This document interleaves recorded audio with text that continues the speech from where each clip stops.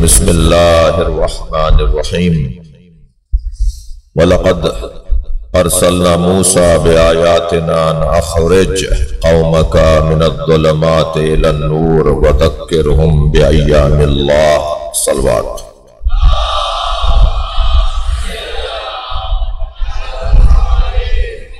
इससे बुलंद सलवात।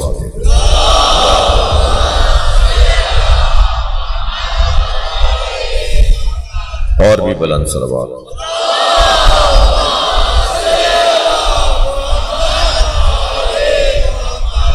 सूरह मुबारक इब्राहीम आयत नंबर 5। कल की मजलिस में भी इस आयत पर गौर हुआ। आज फिर आपसे आयत की खिदमत में रहने की ख्वाहिश है।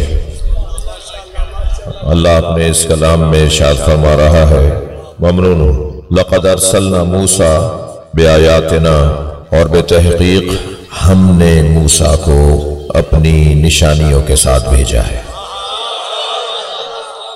आयत का तर्जुमा सुन लीजिए, फिर आपके हमरा आयत पे गौर करूंगा। लक़द अर्सलना मूसा बिआयातिना, बेतहकीक हमने मूसा को अपनी निशानियों के साथ भेजा है। अन अख़रिज क़ौमका मिनज़्ज़ुलुमाति इलन-नूर, क्या मूसा अपनी कौम को अंधेरों से निकाल कर रोशनी की तरफ ले आओ। वज़क्किरहुम बिअय्यामिल्लाह, और अपनी कौम के सामने अल्लाह के अय्याम, अल्लाह के दिनों को दोहराओ।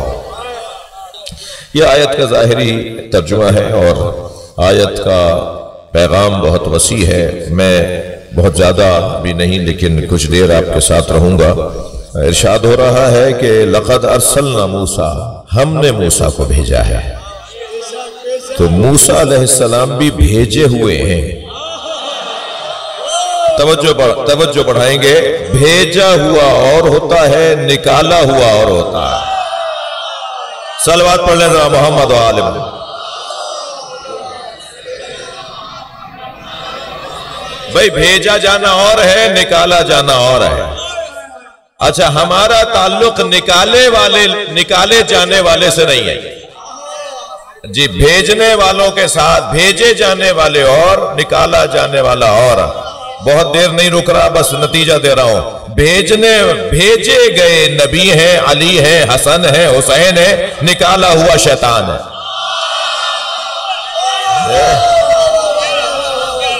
अब जिनके साथ ताल्लुक हमारा है, उनका ताल्लुक वहां से है।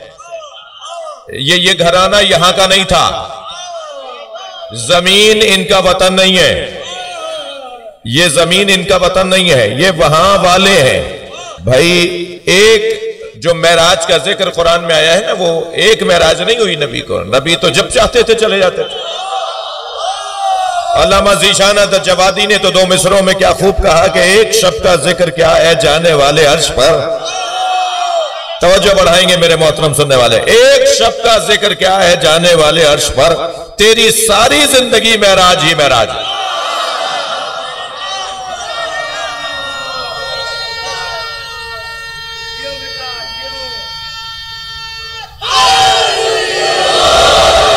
अच्छा, ये जो मेराज जिसका जिक्र कुरान में आया है, ये ऑफिशियल सफर था, ये सरकारी सफर था।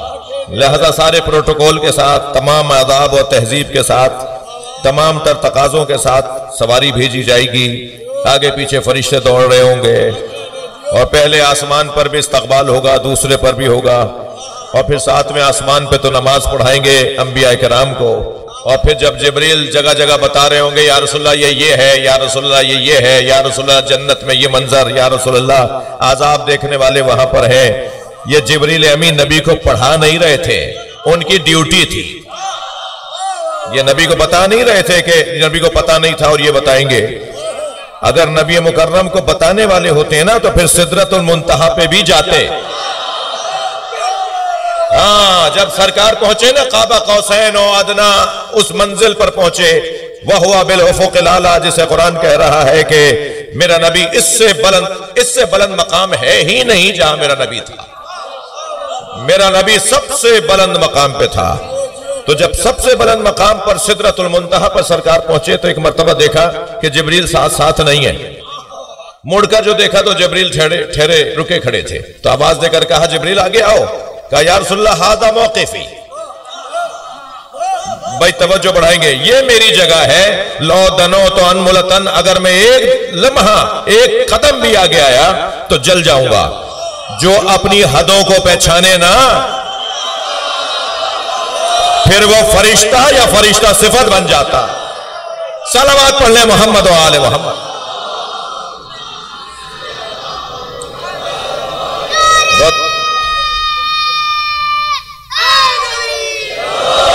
अच्छा, जो अपनी हदों को पहचान ले वो फरिश्ता या फरिश्ता सिफत बन जाए, और जो अपनी हद को न जाने वो शैतान बन जाए।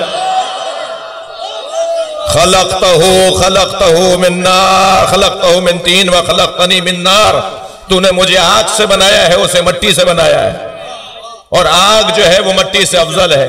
अच्छा, बहुत सारे लोग हैं जो शैतान सिफत है, वो अल्लाह को भी बता रहे होते हैं कि तूने क्या किया है। जी जी जी जी, मेरे मौला जा रहे हैं जंगे नहरवान पर, थके हुए तो नहीं ना आप? मेरे मौला जंगे नहरवान पे, मौला अली की बात, मौला अली का मंजर दिखा रहा हूं। एक अपने दुलदुल पर बैठ गए, जाना चाहते हैं कि एक शख्स ने आवाज देकर कहा, या अली ना जाइए, आपका सितारा गर्दिश में। ये आप जंग जीतेंगे नहीं, आपका सितारा गर्दिश में है। आपने देखा कुछ लोग ऐसे भी होते हैं जो आइम्मा का भी हिसाब लगा रहे होते हैं, उन्हें अपना हिसाब पता नहीं होता। तो मौला बैठ चुके थे, अपनी सवारी पर उतर आए। हजरत ने फरमाया, तू सितारों को जानता है? कहने लगा, मेरा काम सितारा शनासी है। हजरत ने फरमाया, अगर सितारों को जानता है तो बता वो कौन सा सितारा है जो अपनी जगह से हरकत करता है तो ऊंट पर फला कैफियत तारी होती है। खामोश हो गया। हजरत ने फरमाया, अच्छा चल ये बता दे, वो कौन सा सितारा है जो अपनी जगह से हरकत करता है तो ऊंट पर फला कैफियत तारी होती है, बिल्लियों पर फला कैफियत तारी होती है। खामोश, कोई जवाब नहीं आया। हजरत ने फरमाया, तू सितारों की बात कर रहा था, बता मेरी घोड़ी के सुम के नीचे क्या है? मौला की सवारी खड़ी है, इत्तेफाक से घोड़ी और पेट से भी थी वो जी, तो कोई जवाब नहीं था।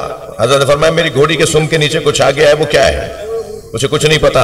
हजरत ने उसके शिकम पे हाथ रखते हुए फरमाया, बता इसमें नर है या मादा? कोई जवाब नहीं था। हजरत फरमाने लगे, तू आसमानों की बातें कर रहा था, तुझे जमीन का हाल नहीं पता। तू आसमानों की बातें कर रहा था, तुझे सामने की चीज नहीं पता। सुन, मैं जिस जंग पर जा रहा हूं, मैंने ऐसी कामयाब जंग लड़ी नहीं। मैं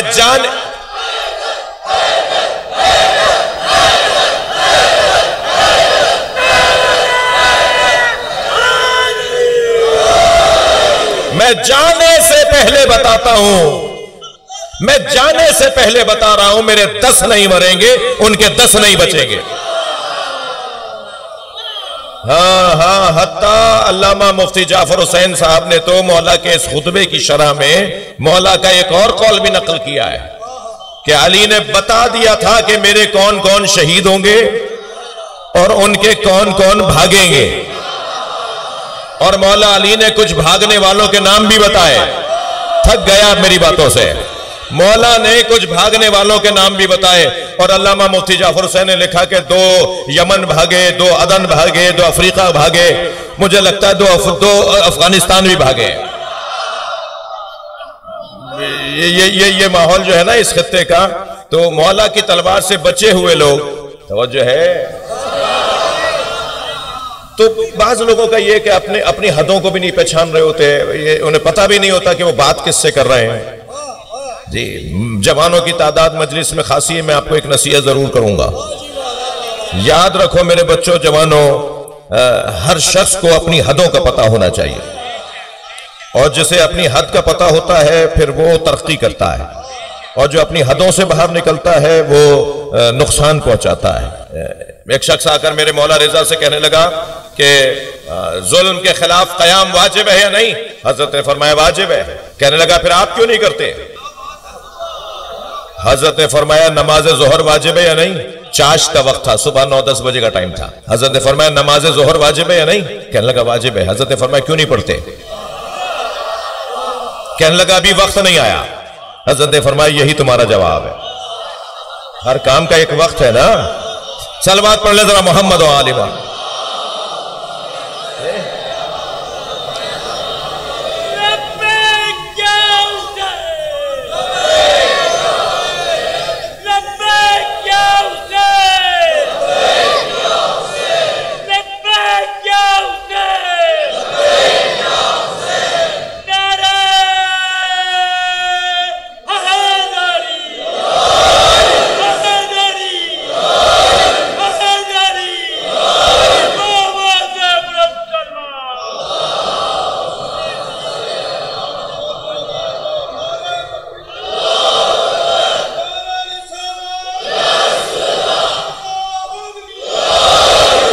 तवज्जो कर लिया आपने।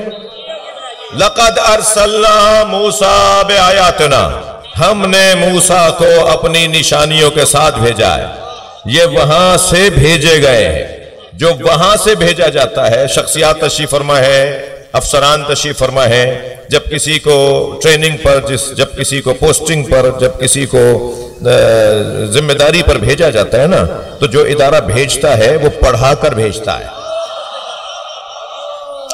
वो बताकर भेजता है। यानी मैं और आप तो अगर किसी को भेजें तो उसे सजाकर भेजें, उसे पढ़ाकर भेजें। और अल्लाह ने नबी को भेजा है, उम्मत कहती है अनपढ़ थे। कहां जाके सर पीटे? ये कहते हैं कि लिखना पढ़ना नहीं आता था। कौन बताए मुसलमानों को जो तबका ये बातें करता है कि अल्लाह ने कुरान में कलम की कसम खाई है, नून वल कलम वमा यस्तरून, नून कसम है कलम की और उन सतरों की जो कलम के जरिए लिखी जाती हैं। अल्लाह के कलम को मोहम्मद मुस्तफा कहते हैं। अल्लाह जिसके जरिए से कायनात लिखे, तुम कह रहे हो उसे लिखना नहीं आता था। ये हम पर एहसान किया उन्होंने कि कलम को हाथ में नहीं लिया। तवज्जो है। दो चीजें आपकी तवज्जुहात मुझे मजबूर कर रही हैं कि मैं इस मंजिल पे दो लम्हों के लिए रुकूं। नबी ने दो चीजों को हाथ नहीं लगाया, एक तलवार को, एक कलम को। तलवार का हाथ ना लगाना समझ में आता है, इसलिए कि जो रहमतुल लिल आलमीन हो उसके हाथ में तलवार जचती नहीं है जी। उसके लिए अल्लाह ने एक और हाथ बनाया है।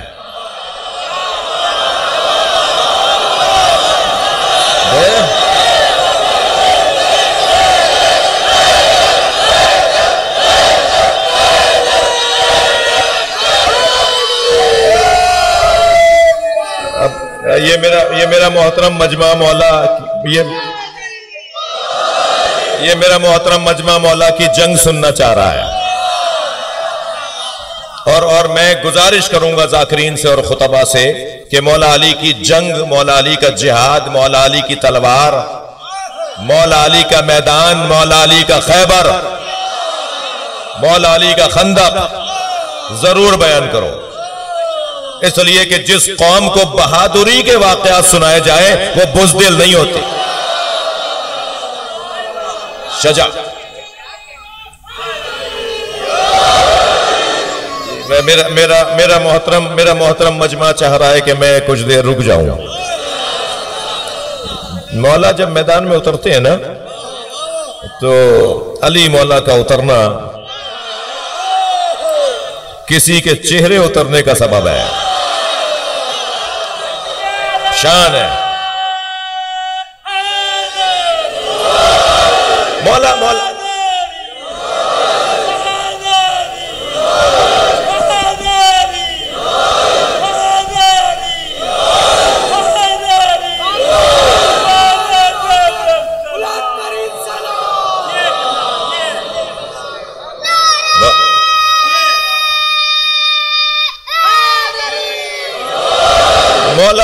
मौला जब मैदान में उतरते हैं ना, तो कुछ सवालात मौला से लोगों ने किए। या अली, जब आप मैदान में उतरते हैं तो पहले किसे मारते हैं?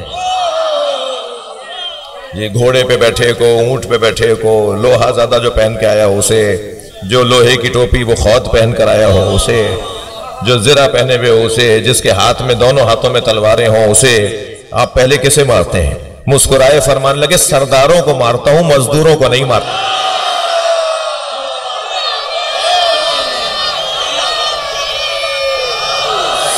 सुभान अल्लाह, सुभान अल्लाह। फिर किसी ने पूछा मौला से, मौला जब आप मैदान में अपना दुश्मन अपने सामने पाते हैं तो कैसा लगता है? तो फरमाने लगे मुझे उस पर रहम आता है, इसलिए कि जब वो मेरे सामने आ जाता है तो उसका चेहरा बताता है कि मुझसे डर रहा है, और जो मुझसे डरे वो मजबूर होता है, और मजबूर पे अली हाथ नहीं उठा। अल्लाह अकबर। भाई थोड़ा सा और आपकी तवज्जो बढ़ गई है।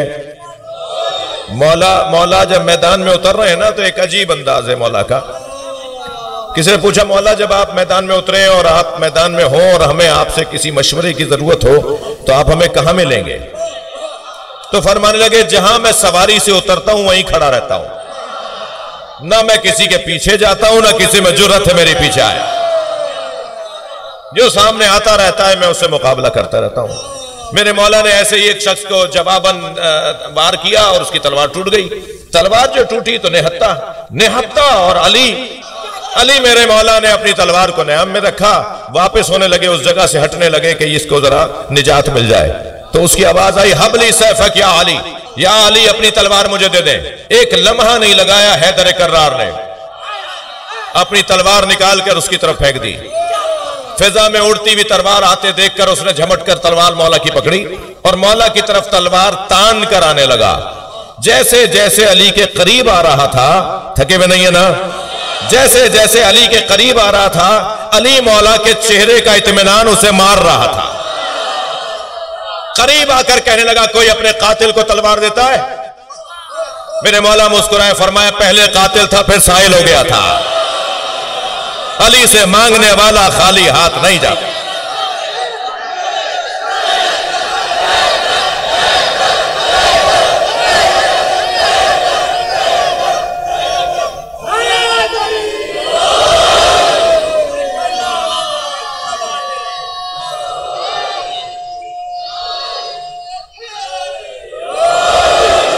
तलवार मौला अली के हाथ में।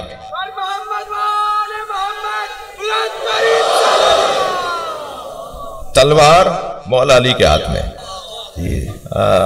अब मैं क्या करूं कि खुद मौला भी यही चाहते हैं कि अली की बात हो, मौला नबी भी यही चाहते हैं कि मेरे अली की बात हो।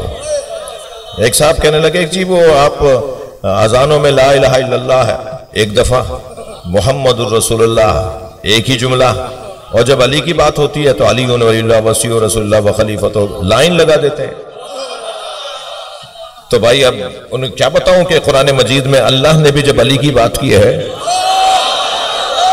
इन्नमा वलियुकुमुल्लाह एक मरतबा व रसूलुहु एक मरतबा वल्लदीना आमनु अल्लदीना युकीमूना सलाता व यूतूना ज़काता व हुम राकिऊन। अली की बात आई तो 4 जुमले। अल्लाह चाहता है कि अली की बात ज्यादा हो।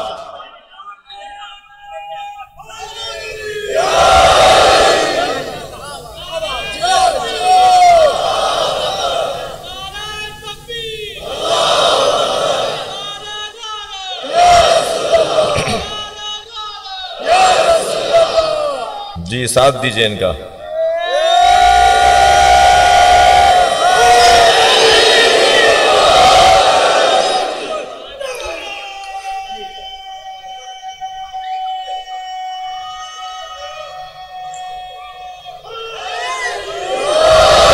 माशाअल्लाह।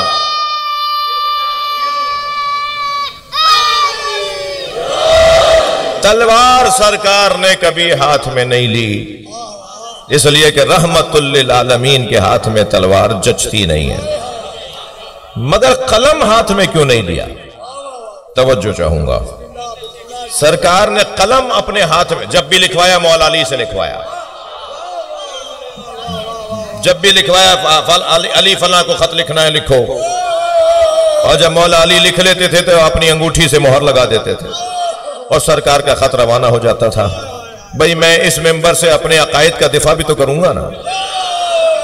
दिल आजारी करना मुझे आता नहीं है और मेरे पास मौला के फजाइल बयान करने को मेरे पास कम नहीं है जो मैं किसी और पे गौर करूं।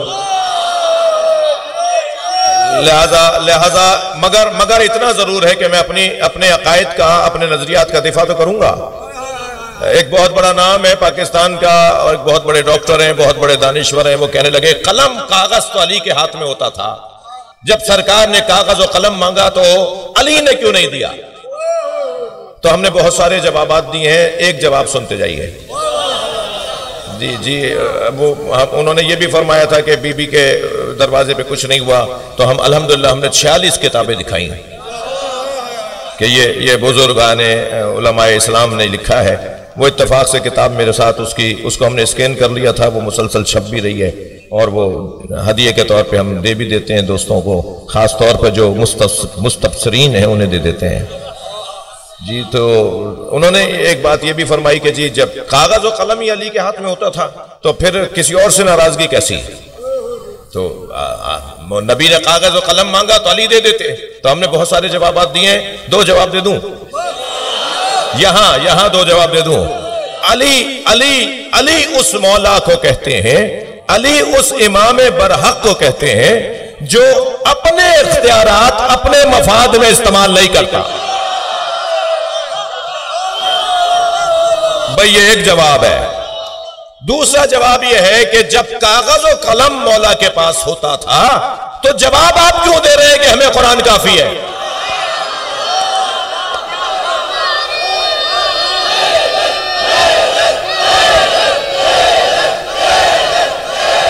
बुलंदतर सलवात मोहम्मद व आले मोहम्मद पर। मैंने आपसे इजाजत लेकर कहा कि मुझे अपने अकायद का दिफा भी करना है, और ये इस मेंबर से दिफा नहीं होगा तो फिर कहां से होगा? ये इस मजलिस का रंग ही कुछ और है, यानी मजलिस का रंग कुछ और होता है। यहां ये छोटा सा बच्चा भी कुछ लेने आया है, वो डॉक्टर साहब भी कुछ लेने आए हैं, वो फैक्ट्री के मालिक भी कुछ लेने आए हैं, वो 2000 मजदूरों की फैक्ट्री में जो ड्राइवर है वो भी कुछ लेने आया है, और फैक्ट्री का मालिक भी कुछ लेने आया है। और वो फैक्ट्री का मजदूर जब कूदता फांदता मजलिस में आगे आके बैठा तो अपनी ही फैक्ट्री के मालिक के आगे आके बैठ गया, और बैठते बैठते ही बेख्याली में लात भी मार दी। अब ये जो फैक्ट्री के मालिक थे इन्होंने झुक के देखा तो इन्हीं की फैक्ट्री का नौकर था। अब ये सोचने लगे कि इसे डांट कर पीछे हटाए, पीछे भगाए, उठाए कि यहां कहां बैठ गए, मेरे आगे आगे कहां, नजर नहीं आता। फौरन हुसैन मौला ने ख्याल डाला ये तुम्हारा नौकर नहीं है।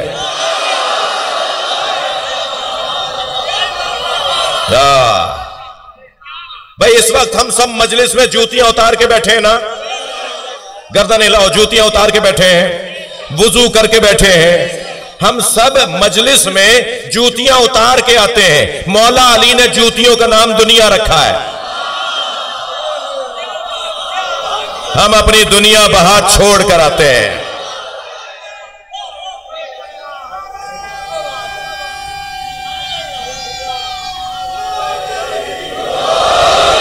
मजलिस के बाहर कोई हैसियत,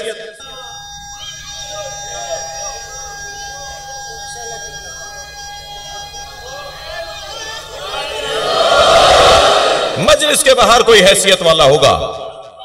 मजलिस में सब हुसैन के फकीर। दुनिया की हुकूमतों में वजारत तालीम होती है, अल्लाह के निजाम हुकूमत में वजारत तालीम भी है, वजारत तरबियत भी है। जहां तरबियत भी की जाती हो, जहां बेहतर इंसान भी बनाया जाता हो। आपकी तवज्जोहात मेरे साथ हैं। ये जो जगह है ना, ये ऐनक बदलने की जगह है। यहां दीद तब्दील करवाई जाती है, यहां करबलाई ऐनक लगवाई जाती है, यहां बैठने वाला करबलाई आंखों से देखता है। खबरदार, महंगे कपड़ों में कोई आए तो वो अमीर नहीं होता, जिसका कॉलर उधड़ा हुआ हो वो जलील नहीं होता। अगर किसी के कपड़े फटे हुए देखे, कपड़ों पे मट्टी देखे, चप्पलें दो तरह की देखे, उन्हें हकीर मत समझना, इसलिए कि अल्लाह ने अपने वलियों को फकीरों में छुपाया हुआ है। जी जी जी, मैं कुछ कह रहा हूं, मेरा मोहतरम जवान मजमा तवज्जो करेगा।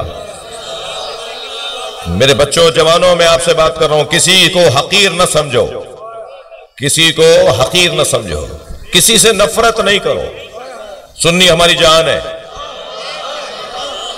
जी। इस मजलिस में भी एक बड़ी तादाद अहले सुन्नत की आई हुई है सुनने के लिए। अज़ादारी मजलिस अज़ा शियों की मिल्कियत नहीं है। शिया इमाम हुसैन की अज़ादारी का मालिक नहीं है।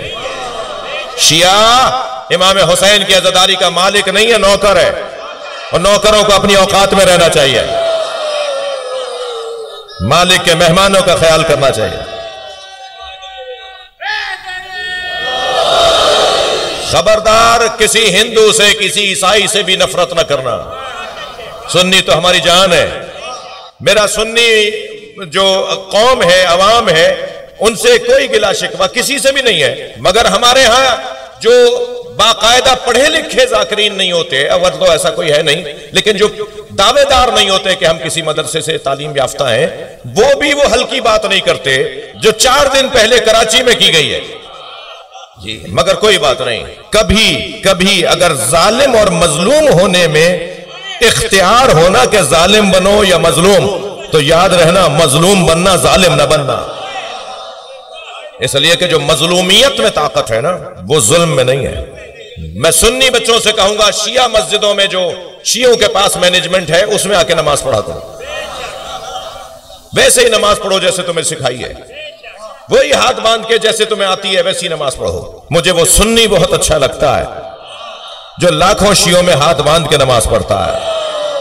करबला में, नजफ में, मशहद में, करबला मोहल्ला में हमें जगह जगह हाथ बांधे हुए लोग नमाज पढ़ते हुए नजर आते हैं। लाखों शिया, करोड़ों शिया लोगों में हमें हजारों की तादाद में, बहुत सारी तादाद में सुन्नी नजर आ रहा होता है। मुझे वल्लाह बहुत अच्छा लगता है 2 बातों की वजह से। एक तो वो लाखों शियों में हाथ बांध कर नमाज पढ़कर बताता है शियों से डरना नहीं है, मारते नहीं है।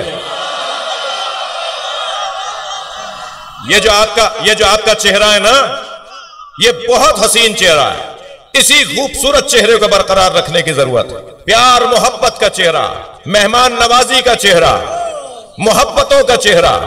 मुझे वो सुन्नी बहुत अच्छा लगता है जो लाखों शियों में हाथ बांध के नमाज पढ़ता है। मगर इतना ही वो शिया बुरा लगता है जो 4 सुन्नियों में हाथ बांध लेता है।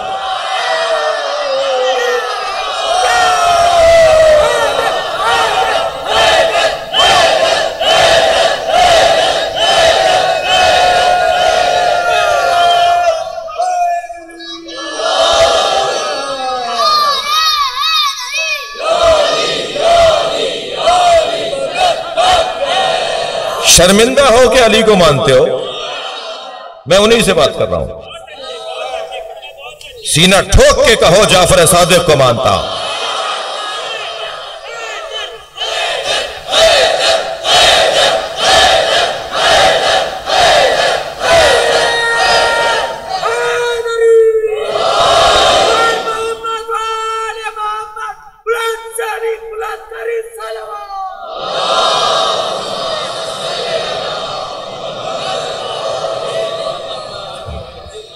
लक़द अरसलना मूसा बिआयातिना, हमने मूसा को अपनी निशानियों के साथ भेजा।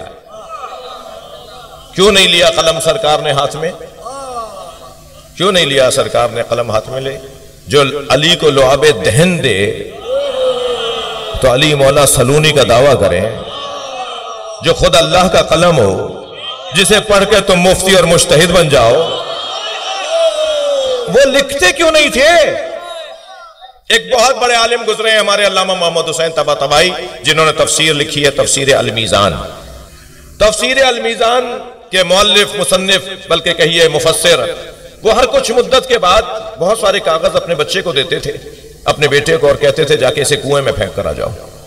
और वो कुएं में फेंक कर आ जाते थे।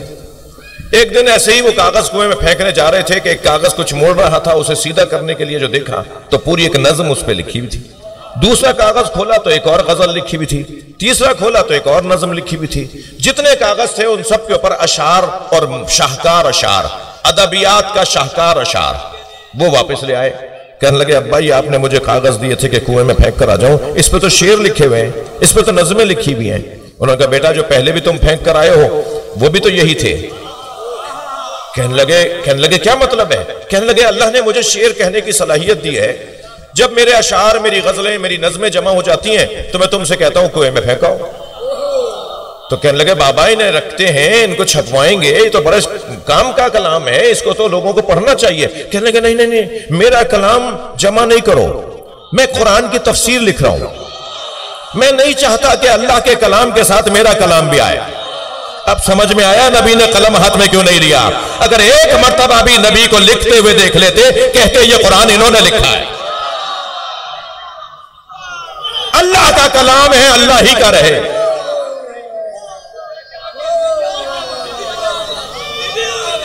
सलवात पढ़ ले मोहम्मद व आले मोहम्मद पर।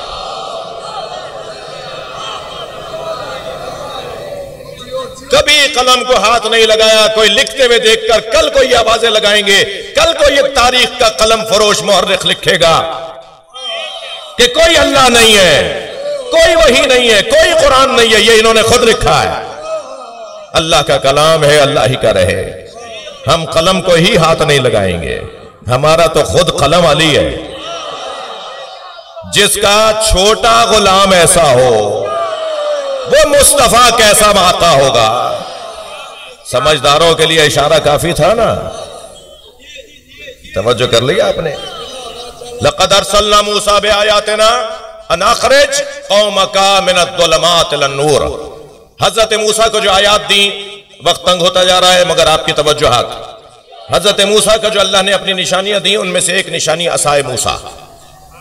असाए मूसा का एक काम यह था कि पत्थर पे मारते थे तो चश्मा फूट जाता था जी। अजदहा फेंकते थे तो अजदहा बन जाता था।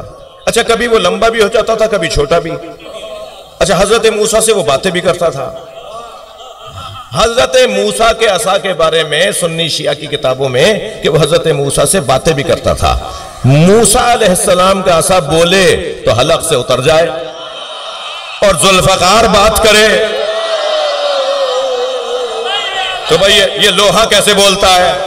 जिन्हें लोहा बोलता समझ में नहीं आ रहा, उन्हें लकड़ी बोलती है कैसे समझ में आता है।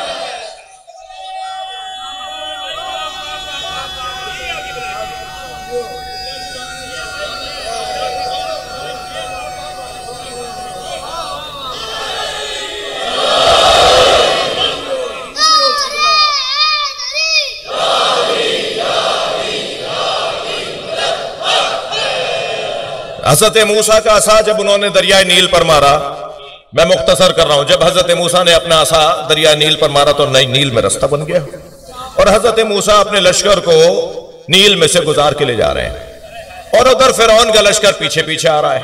भाई तवज्जो, रास्ता एक था, जिस रास्ते पे चलने वाले बचे और जिस रास्ते पे चलने वाले डूबे, तो याद रहे रास्ता नहीं बचाता, रहनुमा बचाता है। और अगर रास्ता ही रहनुमा हो जाए तो उसे अली कहा जाता है।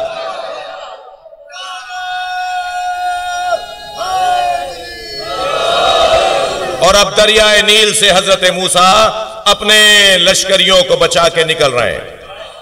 हजरत मूसा के लश्कर में एक ऐसा फर्द था जिसका एक दोस्त फिरौन के लश्कर में था जी। वो आहिस्ता आहिस्ता अकब में आने लगा, हजरत मूसा के लश्कर के अकब में आखिर में आने लगा कि आखिर में पहुंचकर उसे आवाज लगाए और अपने साथ मिला ले।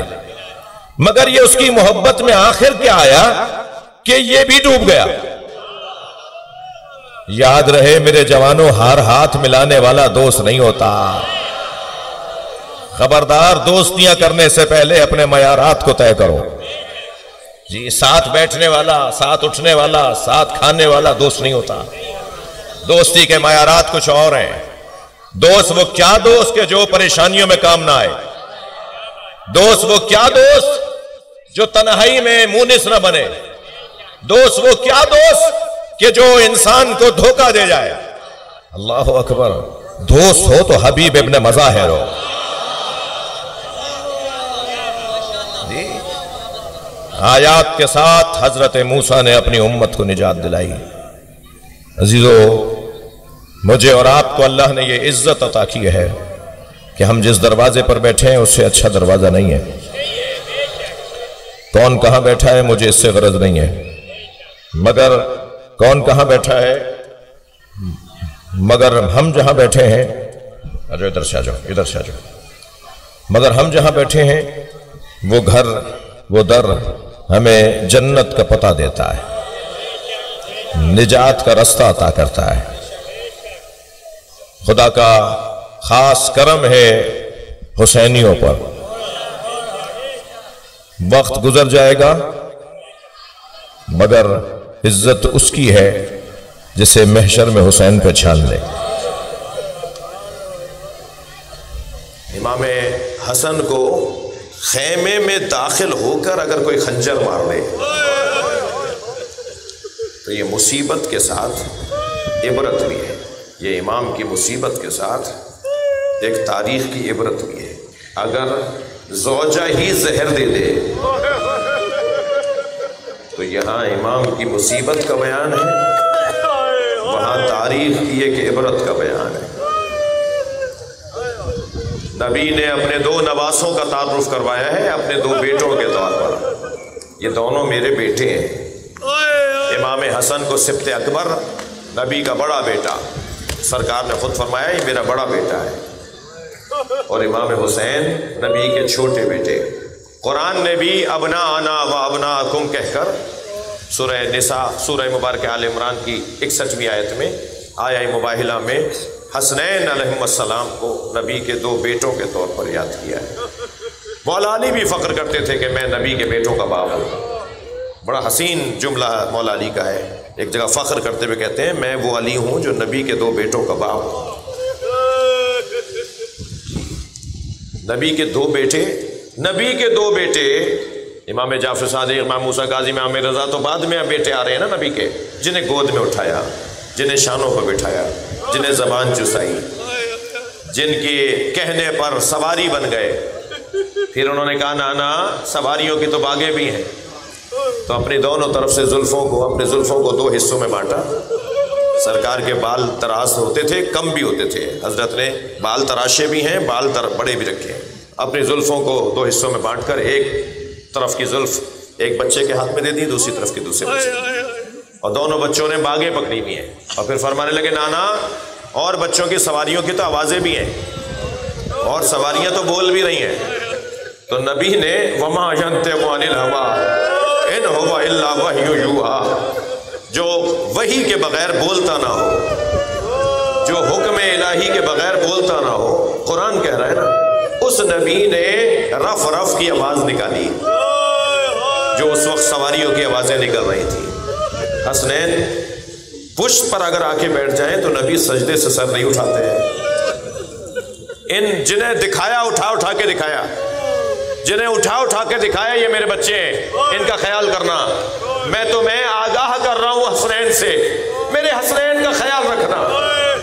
बार बार कहा अब मेरी अहले बैत का ख्याल रखना, मेरे बाद मेरे अहले बैत पे जफा न करना। ये मेरा खून है, ये मेरा गोश्त है, ये मेरी जान है। खुतबा दे रहे सरकार मस्जिद के अंदर, इमाम हुसैन मस्जिद में दाखिल हुए। ये तारीख का एक वाक़या है कि आपका पैर आपके कुर्ते में उलझा। इमाम हुसैन ज़मीन पर अभी आए थे कि नबी ने मिंबर छोड़ दिया और बढ़े उस तरफ जहाँ से इमाम हुसैन आ रहे थे। तो असहाब ने मुड़कर देखा तो हुसैन गिर रहे थे, हुसैन ज़मीन की तरफ आ रहे थे। तो एक सहाबी ने बढ़कर अपना हाथ फैला दिया और इमाम हुसैन को गोद में ले लिया, और जब नबी को आते हुए देखा तो वो उठने लगा पहुँचाने के लिए, तो दूसरे सहाबी ने ले लिया। तो तारीख का जुमला है यदिन ब यदिन, एक हाथ से दूसरे हाथ पर हुसैन दिए जाते रहे, यहाँ तक कि नबी पहुँच गए और नबी ने अपने बच्चे को गोद में ले लिया और प्यार करते हुए मिंबर पे ले जाके बैठ गए। और फिर सबसे खिताब करके कहा मेरे हुसैन को अच्छी तरह देखो, अगर ये अपना घर छोड़ रहा हो और इसके बच्चे इसके साथ हों और इसकी बच्चियां इसके साथ हों और तुम में से कोई जिंदा हो, तो देखो मेरे हुसैन का साथ जरूर देना। वो हुसैन, वो हुसैन, एक हुसैन मौला, एक इमाम हसन मुश्तबा। दोनों भाइयों की जिंदगियों में मुसीबतों के जलवे मुख्तलिफ हैं। एक की ज़ौजा लाशा धूप में देख कर आई, अजरुकम अल्लाह, आवाज़ें बुलंद हो गई। अल्लाह आपको किसी गम में न रुलाए सिवाय गम अहले बैत में, हमें रोने